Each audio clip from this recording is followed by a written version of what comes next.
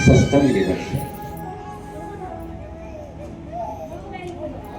किसी संत ने कहा कि श्वास श्वास अनमोल है, मिले ना हाट बाजार, और सोच समझ के खर्चिए, देर न को उधार।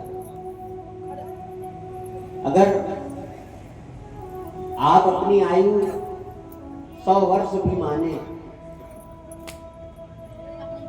अगर आप अपनी आयु 100 वर्ष भी माने,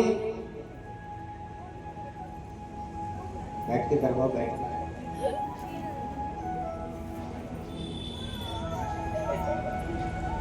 अभी बैठ जाओ, बैठा के करवाओ, वही तो बैठा। एक बार राधे राधे बोलो, जोर से बोलो।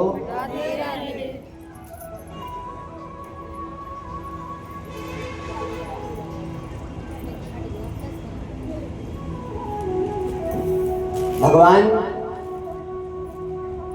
की महिमा अपरंपार है। अगर हम अपनी आयु आपको खुश करने के लिए 100 वर्ष माने, मान लो आपकी आयु 100 वर्ष है। अब 100 वर्ष में अगर देखा जाए तो 24 घंटे में 12 घंटे का दिन होता है, 12 घंटे की रात।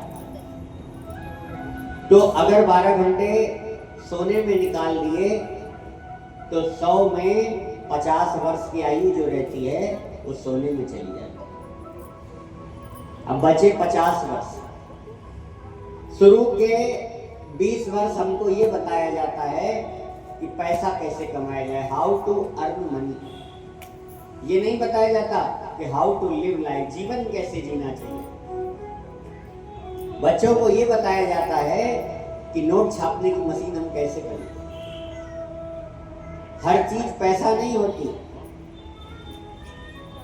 Money is gone, nothing is gone. Health is gone, something is gone, but character is gone, everything is gone.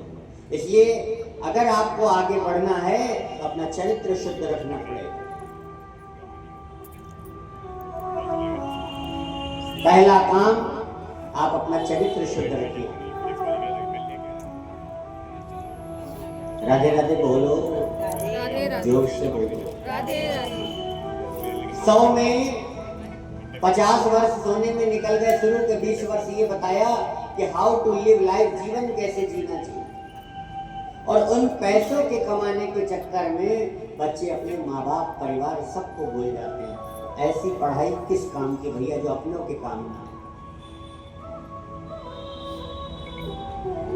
दूसरा, अब 50 वर्ष जो बचे थे उसमें 20 वर्ष निकाल दो तो कितनी आयु बची? 30 वर्ष। और 80 से 60 साल के बाद तो गवर्नमेंट रिटायर कर देती है, लेकिन हम उसको भी नहीं मान रहे हैं। हम 80 से 20 का समय मान रहे हैं। अगर आप जीवित रहे तो 20 साल आदमी किसी लायक नहीं रहता, ना हाथ पैर काम करते हैं, ना कुछ काम करता है। अब बचे 10 साल। ये वही 10 साल हैं जो इस समय आप सत्संग में बैठे हैं। ये वही 10 साल हैं जो आप सत्संग में बैठे हैं। अगर आपने इनका सदुपयोग कर लिया तो आपका कल्याण होने से कोई रोक नहीं सकता। इसलिए परिवार का पालन भी करो, लेकिन अपना मन भगवान में लगा दो।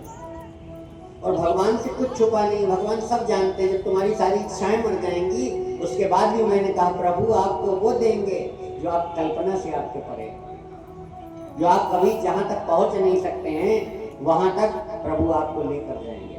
बस आपका विश्वास भगवान के प्रति अडिग होना चाहिए। एक राजा हैं जगन्नाथपुरी में जिनका नाम है इंद्रद्युम्न। इंद्रद्युम्न के कोई संतान नहीं है।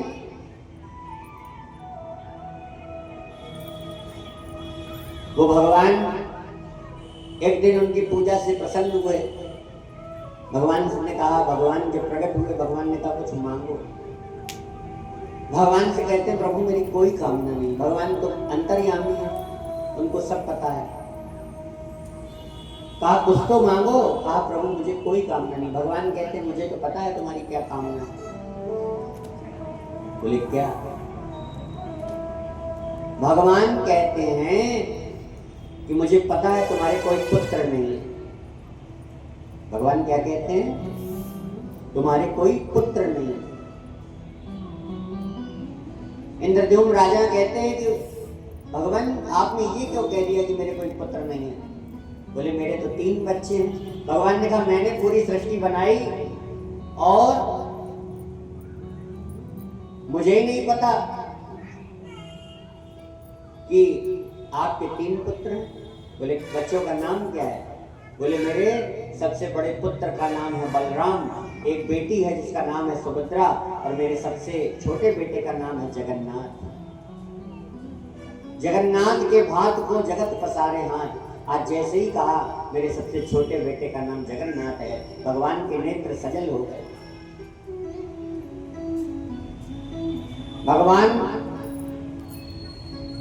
भगवान के आंसू आ गए। आज भी कहते हैं इंद्रद्युम्न का संस्कार करने भगवान आते। क्यों? सिर्फ प्रेम के कारण। इसलिए भगवान से संबंध जोड़ लीजिए।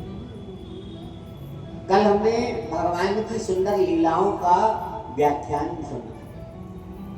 भगवान तो बिक जाते हैं, बस कोई खरीदने वाला तो हो। मथुरा वृंदावन की गली में एक बूढ़ी